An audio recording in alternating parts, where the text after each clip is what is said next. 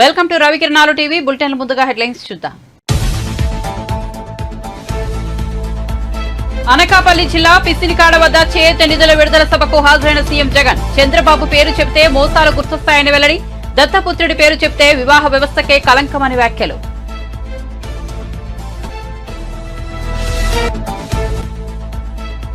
తనకు ఇలాంటి వ్యక్తుల సలహాలు సూచనలు అవసరం లేదన్న పవన్.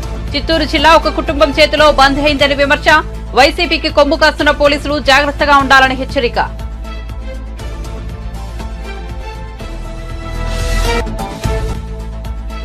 బీఆర్ఎస్ హయాంలో హైదరాబాద్ లో గంజాయి పబ్బులు డ్రగ్స్ వచ్చాయన్న రేవంత్ రెడ్డి. రాజీవ్ రహదారిపై ఎలివేటెడ్ కారిడార్ నిర్మాణానికి భూమి పూజ చేసిన సీఎం. గత బీఆర్ఎస్ ప్రభుత్వం కేంద్రంతో వివాదం కారణంగా ఈ ప్రాజెక్టును పక్కన పెట్టిందనే ఆరోపణ. మంగళగిరిలో కాంగ్రెస్ సమావేశం. ప్రత్యేక హోదా అంశంపై కంటతడి పెట్టిన షర్మిల. ఇచ్చిన మాటను జగన్ మడత పెట్టారని విమర్శలు. రాహుల్ మాట వల్లే తాను ఏపీ రాజకీయాల్లోకి వచ్చానని స్పష్టీకరణ.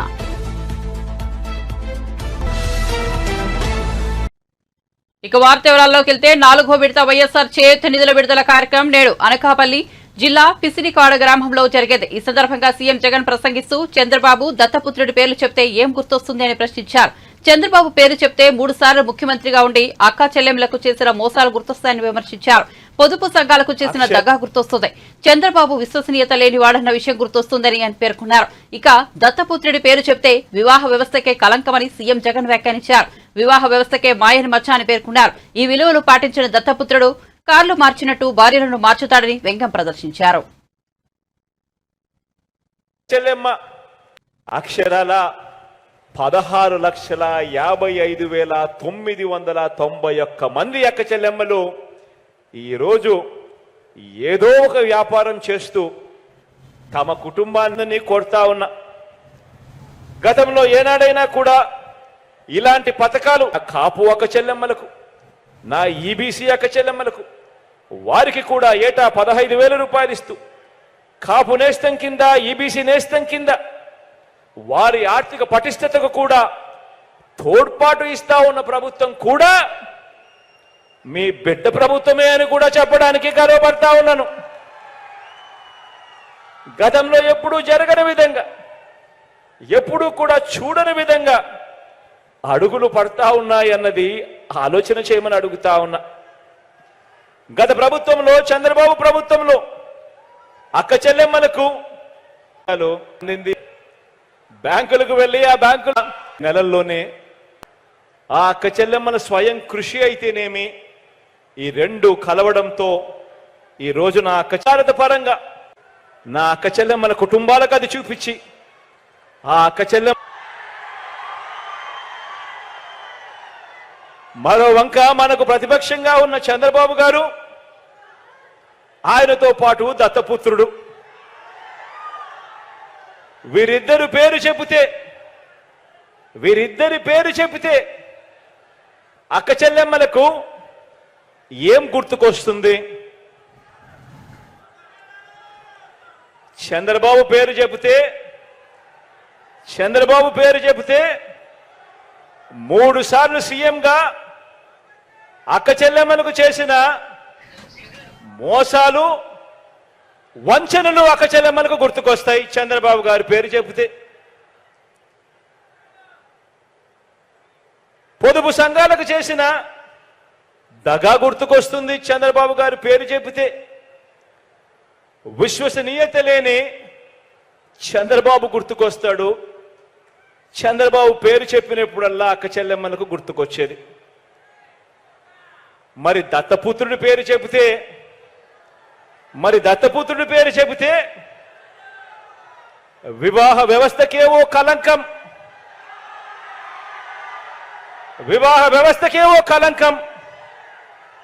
ఓ మాయని మచ్చగా గుర్తుకు వస్తాయి.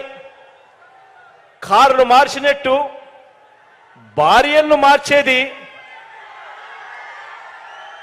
కార్లు మార్చినట్టుగా భార్యలను మార్చేది ఈ విలువలు లేని ఈ దత్తపుత్రుడే అని గుర్తుకొస్తుంది. ఈ దత్తపుత్రుడిని పేరు చెప్పినప్పుడు, విలువలు లేని మనిషిని చూసినప్పుడు.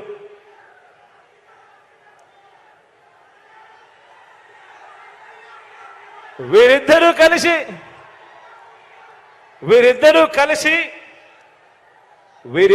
కలిసి ఇంటింటికి పంచిన వీరిద్దరి ఫోటోలతో కలిపి సంతకాలు చేసి మేనిఫెస్టో అని చెప్పి 2014లో అక్క చెల్లెమ్మలకు బీఆర్ఎస్ హయాంలో హైదరాబాద్ లో గంజాయి పబ్బులు డ్రగ్స్ వచ్చాయని ముఖ్యమంత్రి రేవంత్ రెడ్డి విమర్శించారు. సికింద్రాబాద్ అల్వాల్ టీమ్స్ సమీపంలో రాజీవ్ రహదారిపై ఎలివేటెడ్ కారిడార్ నిర్మాణానికి గురువారం ముఖ్యమంత్రి భూమి పూజ చేశారు. 11 కిలోమీటర్ల పొడవుతో 6 లైన్లతో 2,232 కోట్లతో భారీ ఎలివేటెడ్ కారిడార్ నిర్మిస్తున్నారు. ఈ సందర్భంగా రేవంత్ రెడ్డి మాట్లాడుతూ తాను ఎలివేటెడ్ కారిడార్ అంశాన్ని కేంద్రం దృష్టికి తీసుకెళ్లారని చెప్పారు. గత ప్రభుత్వం ప్రజల అవసరాలను మర్చిపోయిందని ఆరోపించారు. గత ప్రభుత్వం కేంద్రంతో వివాదం కారణంగా ఈ ప్రాజెక్టును పక్కన పెట్టిందని బీఆర్ఎస్ పై మండిపడ్డారు.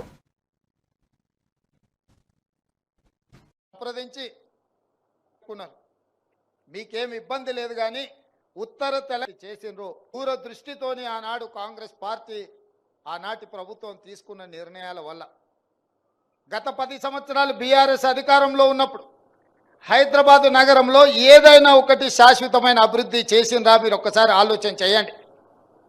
ఈరోజు నగరానికి వచ్చిన ఐటీ కంపెనీలు కావచ్చు, హైటెక్ సిటీ కావచ్చు, అంతర్జాతీయ ఎయిర్పోర్ట్ కావచ్చు, ఔటర్ రింగ్ రోడ్ కావచ్చు, మెట్రో రైలు కావచ్చు, కృష్ణానది జలాలు కావచ్చు, గోదావరి జలాలు కావచ్చు, అదేవిధంగా వివిధ అభివృద్ధి కార్యక్రమాలు ఆనాడు కాంగ్రెస్ పార్టీ ఉన్నప్పుడే చివరికి నక్లెస్ రోడ్ కావచ్చు, అప్పుడప్పుడు సెల్ఫీలు దిగి సెల్ఫ్ డబ్బాలు కొట్టుకుంటున్న కేటీఆర్ గారు దిగే శిల్పారామం కూడా ఆ రోజు కాంగ్రెస్ పార్టీ అభివృద్ధి చేసింది. ఈ నగరంలో ఏదైనా అభివృద్ధి జరిగింది అని అంటే కాంగ్రెస్ అధికారంలో ఉన్నప్పుడే జరిగింది. వారి 10 సంవత్సరాలలో ఏదైనా అభివృద్ధి జరిగిందా, శాశ్వతంగా ఈ నగరానికి ఏదైనా పెట్టుబడి తీసుకొచ్చిండ్రా అని నేను అడుగుతున్నా. మహా అంటే పబ్బులు వచ్చినాయి, నగరానికి గంజాయి వచ్చింది, డ్రగ్స్ వచ్చింది వాళ్ళు వచ్చిన తర్వాత. ఈ నగరంలో వాళ్ళు సాధించిన అభివృద్ధి గత 10 సంవత్సరాలలో ఏదైనా అంచనా వేస్తే గంజాయి వచ్చింది, డ్రగ్స్ వచ్చినాయి, పబ్బులు వచ్చినాయి. ఈ 3 పనులు తప్ప వాళ్ళ హయాంలో జరిగింది ఏం లేదు.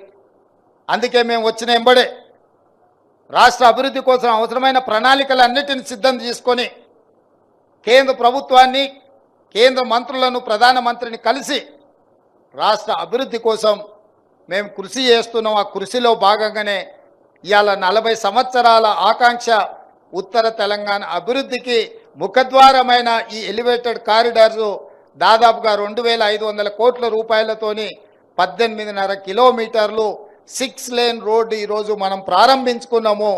ఈ అభివృద్ధి ఉత్తర తెలంగాణ శాశ్వతమైన అభివృద్ధికి ఉపయోగపడుతుంది.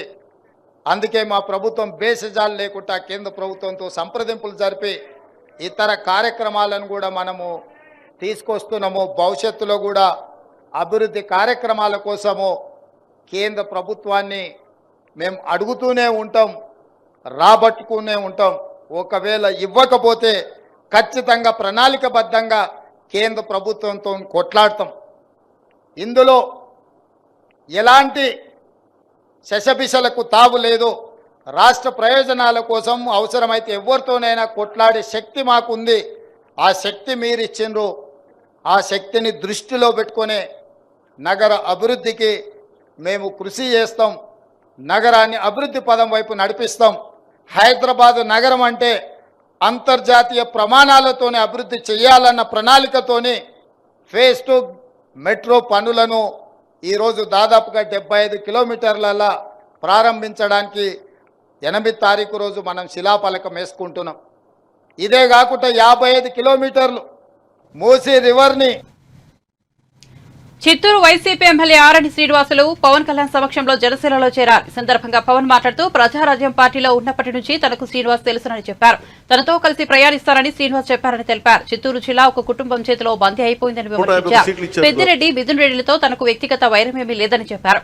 మరోసారి వైసీపీ అధికారంలోకి వస్తే రాయలసీమలో ఏమీ మిగలదని అన్నారు. రాయలసీమ నుంచి ఉపాధి కోసం ఎంతో మంది గల్ఫ్ దేశాలకు వెళ్లిపోతున్నారని చెప్పారు. జగన్ గ్యాంగ్ నుంచి రాయలసీమను రక్షించుకోవాలని పేర్కొన్నారు.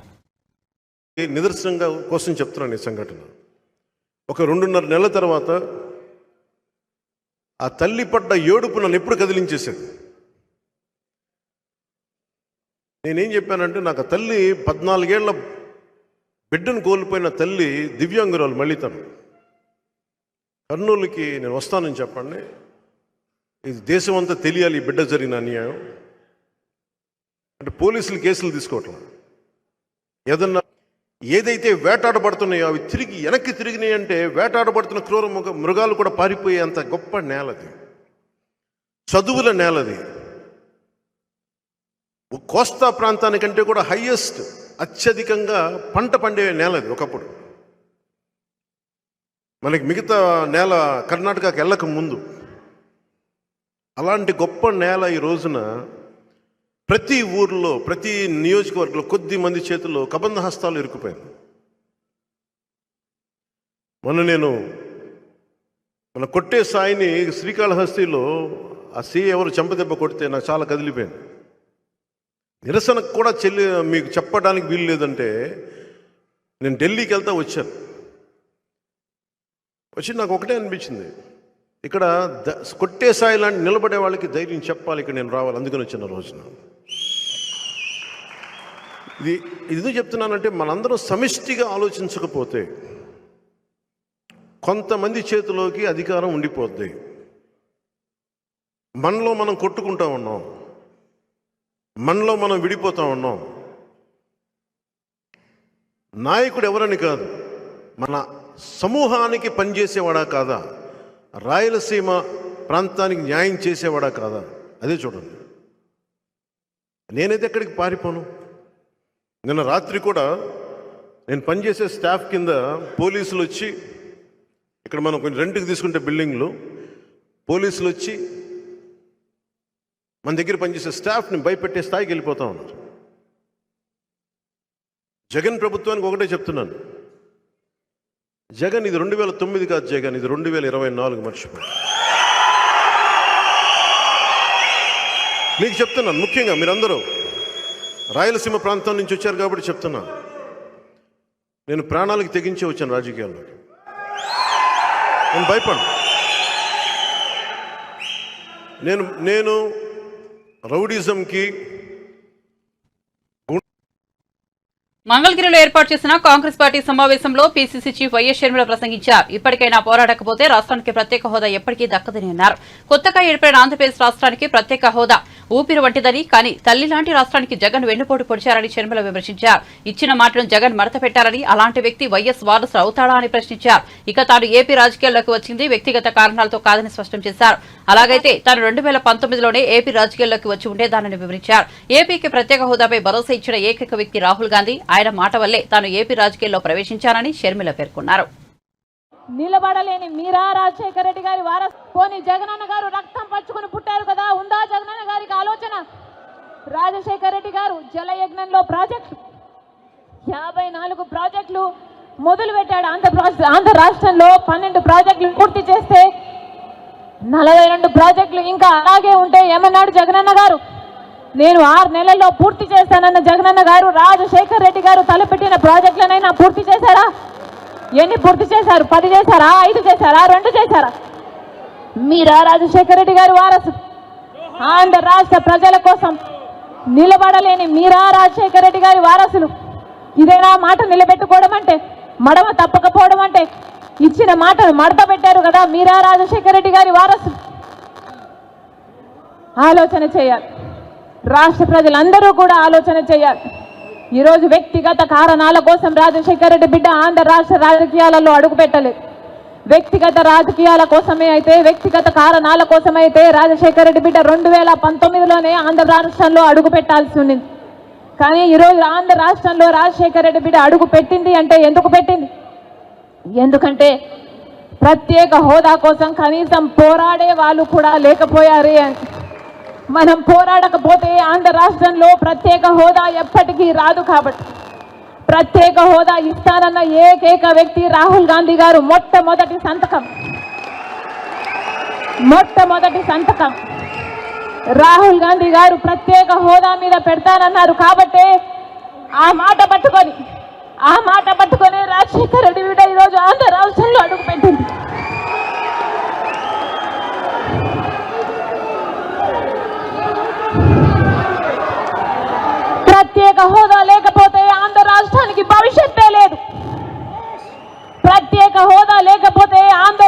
అభివృద్ధి చెందదు అని 10 సంవత్సరాలుగా చూసామా లేదా? మరి ప్రత్యేక హోదా మనకు లేకపోతే, ఆంధ్ర రాష్ట్రం జరగకపోతే మన బిడ్డలు ఎలా బతకాలి? ఆంధ్ర రాష్ట్రం పేదరికంలో కూరుకుపోయి, ఆంధ్ర రాష్ట్ర ప్రజలకు ఉద్యోగాలు లేక వలసపోతున్నారు. ఆంధ్ర రాష్ట్ర బిడ్డలు ఉద్యోగాలు లేక ఆత్మహత్యలు చేసుకుంటున్నారు. మెగా డిఎస్సీని మోసమే చేశారు. ప్రతి విషయంలో మోసం చేసే వాళ్ళ నాయకులు వీళ్ళ చేతుల అధికారం ఉండాలా?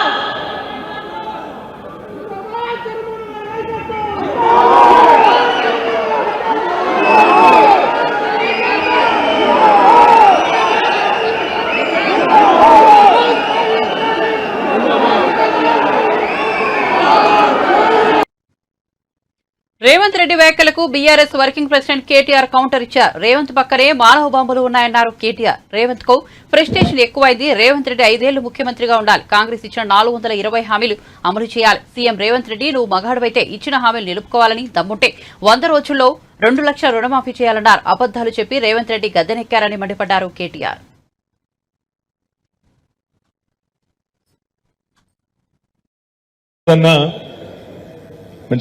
ఏడు బ్రహ్మాండ మా ప్రభుత్వాన్ని ఏమన్నా చేస్తే ఇచ్చిన 420 నీ పక్కనే ఉన్నాయి కాంగ్రెస్ పార్టీల బాంబులు.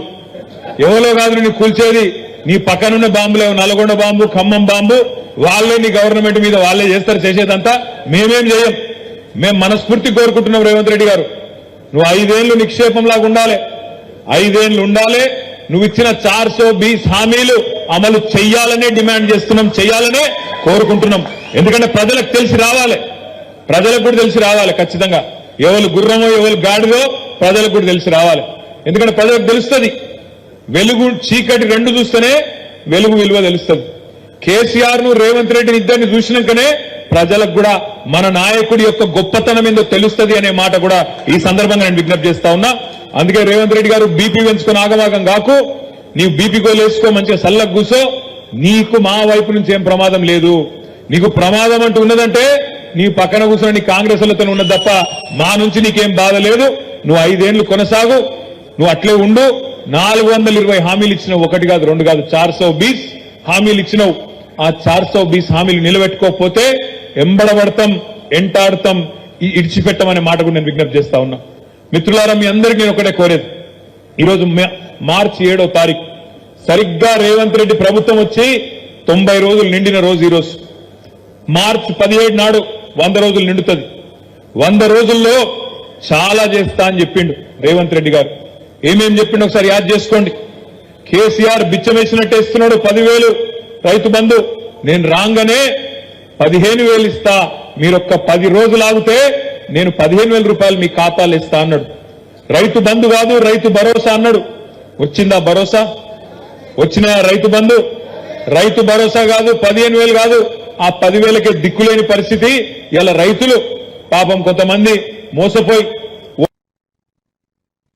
చిత్తూరు వైసీపీ ఎమ్మెల్యే ఆరణి శ్రీనివాసులు జనసేన పార్టీలో చేరారు. జనసేనాని పవన్ కళ్యాణ్ సమక్షంలో ఆయన జనసేన పార్టీ తీర్థం పుచ్చుకున్నారు.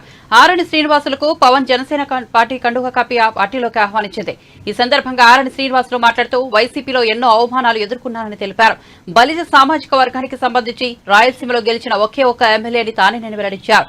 అలాంటిది తనకు కూడా టికెట్ ఇవ్వకుండా జగన్ అన్యాయం చేశారని ఆరణి శ్రీనివాసులు ఆవేదన వ్యక్తం చేశారు. సిద్ధాంతాలు నచ్చే జనసేన పార్టీలోకి వచ్చారని స్పష్టం చేశారు. చిత్తూరులో జనసేన అభిమానులు ఇళ్లను కూల్చివేస్తున్నారని, తిరుపతిలో పేదల ఇళ్లను వైసీపీ నేతలు తొలగించారని ఆరోపించారు. సమయం ఒక్కొక్క మాట కూడా ఒక్కొక్క తోటలాగా మా హృదయంలో గుచ్చుకున్నాయనేసి కూడా మీ అందరికీ తెలియజేస్తున్నా. టీవీలల్లా చూస్తున్నాం, ప్రసంగాలు చూస్తున్నాం. 12 సంవత్సరాలుగా జనసేన ఆవిర్భవించి అన్ని ఒడదుడుకులు ఎదుర్కొని నేనున్నాను మీకు అని చెప్పిన ఏకైక పవన్ కళ్యాణ్ గారి విధి విధానాలు, ఆయన ఆలోచన విధానాలు నన్ను వైఎస్ఆర్ కాంగ్రెస్ పార్టీగా ఎమ్మెల్యేగా ఉండి కూడా మన అధ్యక్షుల వారిని కలిసిన వెంటనే ఆయన చెప్పిన మాటలు హృదయంలో గుచ్చుకున్నాయి. అది నేను కూడా ఈరోజు మీ అందరికీ తెలియజేస్తున్నా. ఈ రోజు నుంచి నేను జనసేన అధ్యక్షులు మన పవన్ కళ్యాణ్ గారితో నడిచేదానికి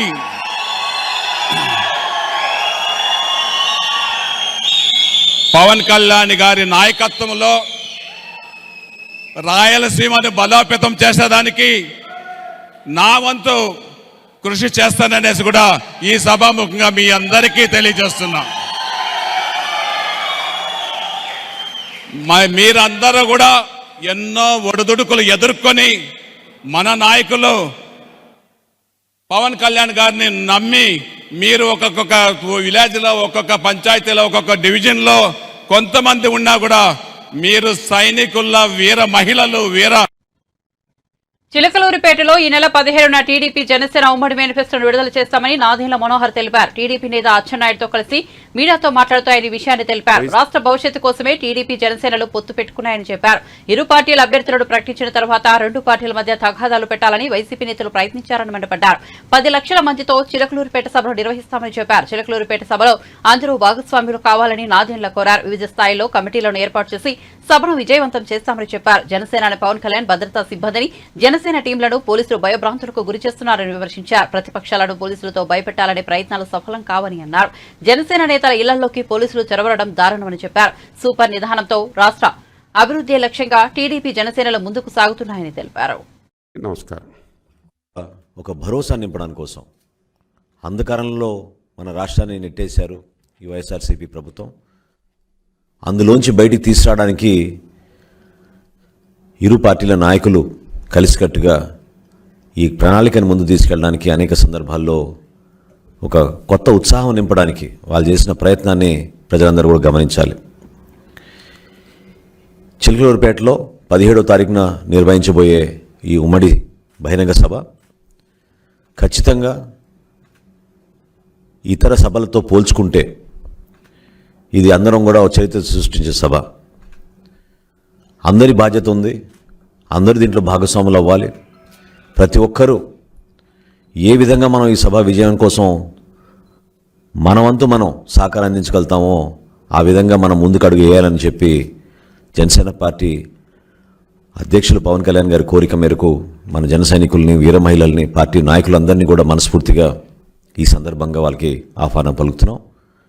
క్షేత్రస్థాయిలో అచ్చెన్నాయుడు గారు చెప్పినట్టు వివిధ కమిటీలు ఏర్పాటు చేసుకుని కలిసికట్టుగా ఈ సభ విజయవంతం చేకూర్చే విధంగా ప్రతి గ్రామం నుంచి ప్రజలు తరలి వచ్చే విధంగా ఏదైతే సూపర్ 6 అనే అంశం పైన గతంలో సంక్షేమం పైన ఫోకస్ చేసి మనం మేనిఫెస్టో రిలీజ్ చేశామో ఈసారి అదే సూపర్ 6 అనే నినాదంతో కేవలం అభివృద్ధి పైన, అభివృద్ధి ఆలోచనలతోటి మనం ఎటువంటి కొత్త విధానాలు తీసుకురాబోతున్నాం.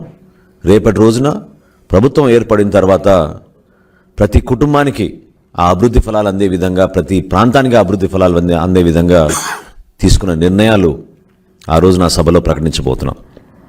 దయచేసి ప్రతి ఒక్కరు కూడా ఈ సభను విజయవంతం చేయాల్సిన బాధ్యత మనందరిపైన ఉంది. పార్టీ శ్రేణులందరినీ కూడా మనస్ఫూర్తిగా నేను కోరుతున్నాను, పవన్ కళ్యాణ్ గారి తరఫున నిలబడండి. స్థానికంగా మనం చేయాల్సిన ఏర్పాట్లు మనం చేద్దాం. అనేక సందర్భాల్లో మనం ఏ విధంగా కలిసికట్టుగా కార్యక్రమాల్ని విజయవంతంగా నిర్వహించామో అదేవిధంగా మన పార్టీ అధ్యక్షులు కోరినట్టుగా తప్పకుండా తెలుగుదేశం పార్టీ శ్రేణులతోటి క్షేత్రస్థాయిలో కలిసి ఈ కార్యక్రమాన్ని విజయవంతం చేసేటట్టు ప్రతి ఒక్కరు కూడా కృషి చేయాలని ఈ సందర్భంగా కోరుకుంటూ, నిన్న రాత్రి జరిగిన సంఘటన రాజకీయాల్లో బహుశా ఒక సుదీర్ఘ ప్రయాణం చేసిన ప్రతి ఒక్కరికి అర్థమవుతుంది. వింత ఆలోచనలతోటి, ఫ్రస్ట్రేషన్ తోటి ఒక నియంత పరిపాలిస్తున్నప్పుడు పరిపాలన యంత్రాంగం కూడా ఆ వ్యవస్థకి చెడు. రాష్ట్రంలో దళితులంతా వీహెడ్ జగన్ అని ముక్తకంఠంతో నినదిస్తున్నారని తెలుగుదేశం పొలిట్ బ్యూరో సభ్యులు వల్లరామయ్య ధ్వజమెత్తారు. జగన్ సీఎం అయిన రోజు నుంచి దళితులపై వరుసగా 6,000కు పైగా దాడులు జరిగాయని పేర్కొన్నారు. వివిధ సందర్భంలో జరిగిన దాడుల్లో మొత్తం 28 మంది చనిపోయారని వల్లరామయ్య ఆరోపించారు. సామాజిక బస్సు యాత్రలో తరిమి కొడతారని, దళిత పల్లెల్లోకి వెళ్లే ధైర్యం వైసీపీ నాయకులు చేయట్లేదని వర్ల ఎద్దేవా చేశారు. రాష్ట్రంలో దళిత వర్గాలంటే అసలు పడదు. ఆయన దళిత వ్యతిరేకి. ఆయన దళితుల ఓట్లు కావాలి, అబద్ధాలు చెబుతాడు, అసత్యాలు చెబుతాడు, అసాధ్యపు వాగ్దానాలు చేస్తారు. దళిత ఓట్లు దండుకొని అధికారంలోకి వచ్చిన ఆయన దళిత వ్యతిరేకంగా అడుగడుగున వ్యవహరిస్తూ ఉన్నాడు. దళితులను రాష్ట్రంలో ఈసడించుకుంటున్నాడు ఆయన. I don't know why. ఒక పక్క దళితులందరూ మా మేనమామలు అంటారు. అబద్ధం అది, అసత్యం అది. దళితుల మీద ఏమాత్రం అభిమానం లేదు, ఏమాత్రం గౌరవం లేని వ్యక్తి జగన్మోహన్ రెడ్డి గారు. అడుగడుగున వ్యక్తం చేస్తున్నాడు. నాకు ఇప్పటికీ ఈ వర్గానికి చెందిన నాయకుడిగా నాకు అర్థం కాని విషయం ఏంటంటే, రాష్ట్రంలో దళితులకు ఇంకా పూర్తిగా అర్థం అవ్వట్లేదు జగన్మోహన్ రెడ్డి గారి వ్యవహార శైలి, ఆయన మానసిక స్థితి. ఆయన దళిత వ్యతిరేకాన్ని మొత్తుకుంటున్న బిగినింగ్ నుంచి కూడా రాష్ట్ర ప్రజలు ఎందుకో అర్థం చేసుకోవడానికి ప్రయత్నం చేయట్లేదు. మీకు ఒక్క ఉదాహరణ చెబుతాను, ఇప్పుడు లేటెస్ట్ ఉదాహరణ చెబుతాను నేను. రాష్ట్రంలో ఏం జరిగింది? నిన్న ప్రకాశం జిల్లా వెలుగొండది ఎర్రగొండపాలెం నియోజకవర్గంలో వెలుగొండ ప్రారంభోత్సవ సభలో జరిగిన విషయాన్ని మీ ముందుకు తీస్తా. చిన్న వీడియో మీకు ప్రజెంట్ చేస్తా, మీరు కూడా వినాలి. పాత్రికేయ సోదరులు కూడా మా రిస్క్కి రావాలా. దళితుల పట్ల జగన్మోహన్ రెడ్డి గారి వ్యవహార శైలి రాష్ట్ర ప్రజలకు కూడా మీరు చూపించాలి. ఒక్కసారి ఇది చూడండి. అక్కడ ప్లే చేయనన్న. ముఖ్యమంత్రి గారు, ఆయన పక్కన తాడిపత్రి చంద్రశేఖర్ అని రేపు ఎర్రగొండపాలెంకి పోటీ చేయబోయే ఎస్సీ దళిత మాదిగా, ఆయన పక్కన ఒకసారి మళ్ళీ బ్యాక్ తీసుకురామ్మా. వాళ్ళిద్దరు కూర్చుంది అక్కడ స్టేజ్లో పెట్టు. వీళ్ళు కాదు, వీళ్ళు పెద్దలు, వీళ్ళు. ఇది ఇట్లా పెట్టు స్టేజ్. ముఖ్యమంత్రి గారి పక్కన, ఆయన కుడి చేతి పక్కన కూర్చున్న వ్యక్తి తాడిపత్రి చంద్రశేఖర్, రేపు ఎర్రగొండపాలెంలో వైసీపీ తరఫున పోటీ చేయబోయే వ్యక్తి. జనరల్గా ఇటువంటి సభల్లో ముఖ్యమంత్రి గారి పక్కన స్థానిక శాసనసభ్యుడు కానీ పోటీ చేయబోయే వ్యక్తి కానీ కూర్చుంటారు. అందుకే తాడిపత్రి చంద్రశేఖర్ ఆయన పక్కన కూర్చున్నారు. ఆయన పక్కన కూర్చున్న వ్యక్తి గౌరవ మంత్రి, ఎర్రగొండపాలెం ఎమ్మెల్యే, ఆయన మంత్రి కూడా, ఒక సీనియర్ మంత్రి. ముఖ్యమంత్రి తర్వాత ఆ క్యాబినెట్లో మంత్రి ఆయన వాళ్ళిద్దరు కూర్చున్నారు. వాళ్ళిద్దరిని ప్లే చేయను. ఆయన ముఖ్యమంత్రి గారు అంటూ ఉన్నారు, ప్లే నువ్వు కిందకి వెళ్ళిపోండి, మీరు వెళ్ళిపోయాను, పూర్తి వెళ్ళబోయే వెళ్ళు. ఆ రెండు కుర్చీలు ఎవరు కూర్చున్నారు చూడండి. ఆపినాను అట్లా స్టేజ్ అయింది. ఎవరు కూర్చున్నారు? ముఖ్యమంత్రి గారి కుడి పక్కన కూర్చున్నామే బూచేపల్లి వెంకాయమ్మ గారు. She is the ZP chairperson of Prakasam district. ఆమె రెడ్డి గారే కదా, రెడ్డి గారి శ్రీమతి. ఆమె పక్కన కూర్చున్న వాళ్ళు వైవి సుబ్బారెడ్డి గారు, ఏ పదవి లేని వ్యక్తి. నిన్న ఇది రాజ్యసభకు ఎంపికయ్యాడు, అది ఇంకా అమల్లోకి జీవో రాలేదు కనుక, ఆయన ప్రమాణ స్వీకారం చేయలేదు కనుక, వితౌట్ ఎనీ పదవి హోదా ఆయన కూర్చున్నారు. ఏది మంత్రి సురేష్ ఎక్కడ? ఆ ఎర్రగొండపాలెం నుంచి పోటీ చేయబోయే తాడిపత్రి చంద్రశేఖర్ ఎక్కడ? మీరు ఎంత ధైర్యమని అనకూడదు కానీ మెడబెట్టి కిందకు గెంటినంత పని చేశాడు సీఎం. బులెటిన్ ముగించే ముందు హెడ్లైన్స్ మరోసారి చూద్దాం. అనకాపల్లి జిల్లా పిసిరికాడ వద్ద చేయూత నిధుల విడుదల సభకు హాజరైన సీఎం జగన్. చంద్రబాబు పేరు చెబితే మోసాలు గుర్తొస్తాయని వెల్లడి. దత్తపుత్రుడి పేరు చెబితే వివాహ వ్యవస్థకే కలంకమని వ్యాఖ్యలు.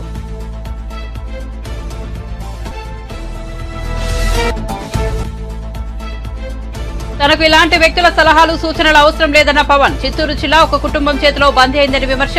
వైసీపీకి కొమ్ము కాస్తున్న పోలీసులు జాగ్రత్తగా ఉండాలని హెచ్చరిక.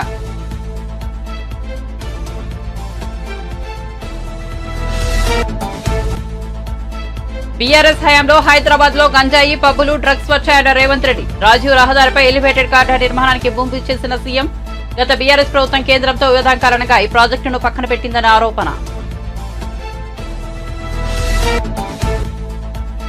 మంగళగిరిలో కాంగ్రెస్ సమావేశం. ప్రత్యేక హోదా అంశంపై కంటదడి పెట్టిన షర్మిల ఇచ్చిన మాటను జగన్ మడత పెట్టారని విమర్శలు. రాహుల్ మాట వల్లే తాను ఏపీ రాజకీయాల్లోకి వచ్చారని స్పష్టీకరణ. మరిన్ని అప్డేట్స్ కోసం చూస్తూనే ఉండండి రవికిరణాలు టీవీ.